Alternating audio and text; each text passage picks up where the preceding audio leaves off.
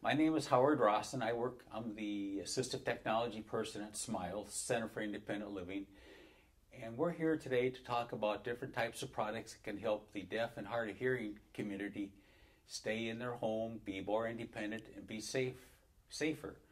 With me today is Tony Davis, who is a person who is hard of hearing and lives in the Mankato area. Welcome, Tony. Thank you. We're looking at some different products right now, and Tony, it looks like we have an alarm clock here. Can you maybe tell us something about this? I could, for sure. This is a sonic boom alarm clock, which is very popular and used by many deaf and hard of hearing individuals. The reason why we might use this is because we'd want to wake up in time for work. We'd also want to be able to maybe wake up in time for a doctor's appointment. Without a device like this, we might oversleep easily. So what this does is when it goes off, it can shake under the bed, but it can also ring very loudly. So oftentimes we would put a device or a bed shaker like this between the box spring and the mattress. But if somebody is a heavy sleeper, we would put this between the mattress and the pillow, and it'll shake vigorously and wake them up easily. I'll give you a demonstration of this right now.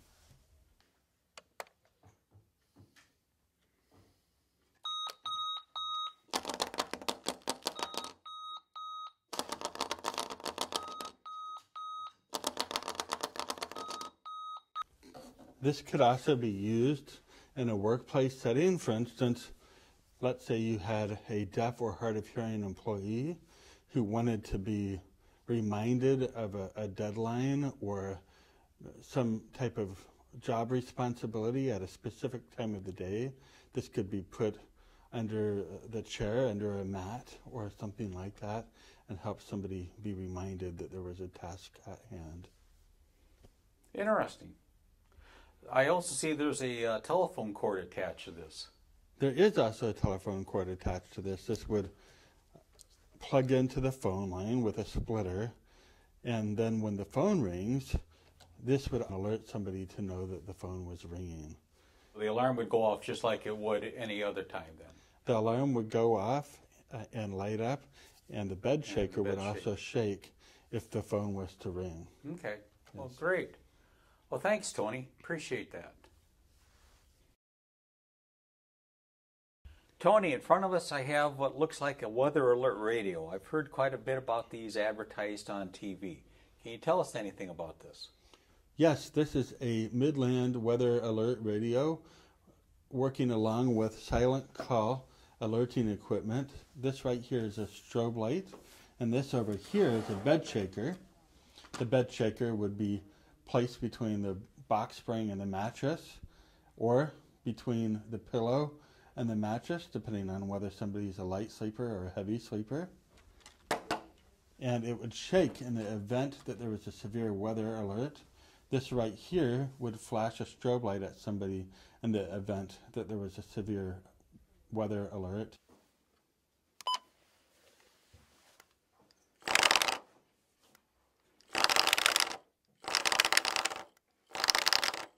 We can never be too safe in southern Minnesota here with tornadoes that happen sometimes, and also other severe weather situations.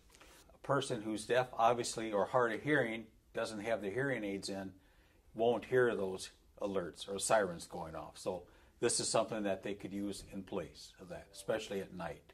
Absolutely. I cannot hear my own sirens in my area, especially when I have my cochlear implants off. I can't hear anything. So if it was in the middle of the night and there was a tornado in the area or severe weather, without a system like this, I would be unaware that something was coming. So what happens is when a device like this alerts a person of severe weather, that person then can go look on the internet and see what severe weather is taking place, or they can turn on their TV and know what's happening in the area. There's also captioning that takes place on the screen that lets a person know what type of severe weather is in the area and give some updates in that respect as well. These alerts are put out by the National Weather Service? That is correct. Okay. And specific to the county where the person lives. Okay. So if a person lives in Blue Earth County as opposed to living in Olmsted County, that would be dependent on where you live then? Absolutely. So if they were living in Blue Earth County, we would program the weather radio for the Blue Earth County area, and if there was any severe weather detected in that area, it would show up on this radio. It would flash the strobe light, and it would shake the bed shaker. Excellent. Tony, we have a couple other items here. One looks like a smoke detector, and the other one says it's a carbon monoxide detector. Can you tell us something about these? This is a great smoke detector that's very easy to use and can be set up by a person who's borrowing it from you. You can put a nail on the wall or a screw in the wall and just actually hang it up on the wall. And this plugs into a general outlet. When it's strobing, it seems to penetrate through the eyelids. That's how bright it is. And so in that respect, it's safe. So I'll go ahead and give you a demonstration of this. I might be able to see in 3 days, since that was pretty bright. Well, great. And the other device here? This is a carbon monoxide detector, which can be placed just a couple of feet off of the ground next to a bed. This light right here, the strobe light right here, can sit on a table next to the bed, and it will flash brightly just like the smoke detector that we just showed you. We'll give you a demonstration of this right now.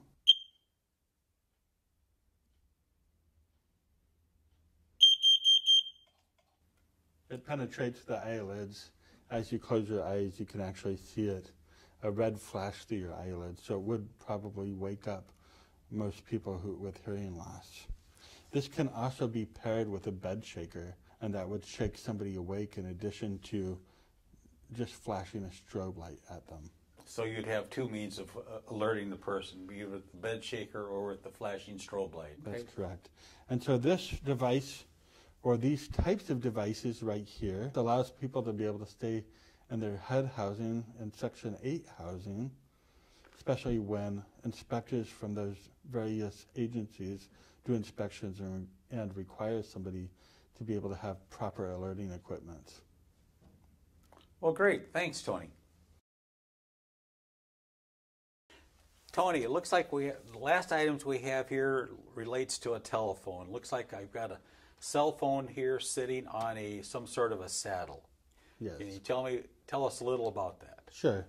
This is a light-on device, and what it does is it picks up the vibration of a cell phone. So when somebody texts you or somebody calls you on the cell phone, or maybe even somebody calls through video phone on the cell phone, this will alert this device and make it flash blue all the way around to let somebody know that somebody's calling. In addition to that, we have over here a remote receiver that picks up sound and sends a signal to this sonic blink, which is a strobe receiver. And so when this cell phone starts to shake or vibrate, it'll send a signal to this receiver, which will then cause the strobe light to flash on and off. So this looks like something you could set up in other rooms, so if a person is deaf, the phone rings. If they're not in the room to hear it, you'd have a flashing light of some sort to notify you that your phone is ringing.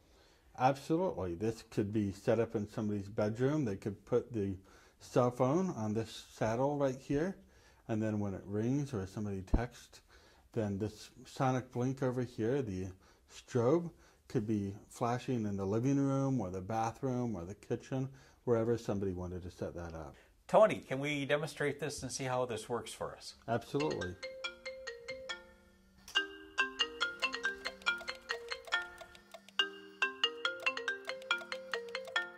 Thanks, Tony, for the demonstration. Sure. Thank you. Thank you, Howard, for having me come over and visit today. I appreciate the opportunity. Well, thank you for coming, Tony. Great. We've been able to talk about the weather alert radio with different alerting devices. We've been able to talk about the alarm clock with a bed shaker. We've been able to talk about the saddle for the cell phone. We've been able to talk about the smoke detector and also the carbon monoxide alarm. I was wondering how people might be able to learn more about these devices. Contact us at Smiles. We have a web page. It's www.smilescil.org. We're also on Facebook, Smiles Center for Independent Living, or they can call us. Phone number is 507-345-7139. Ask for Howard, and I'd be happy to help them in any way I can. Wonderful. Thank you, sir. Thank you.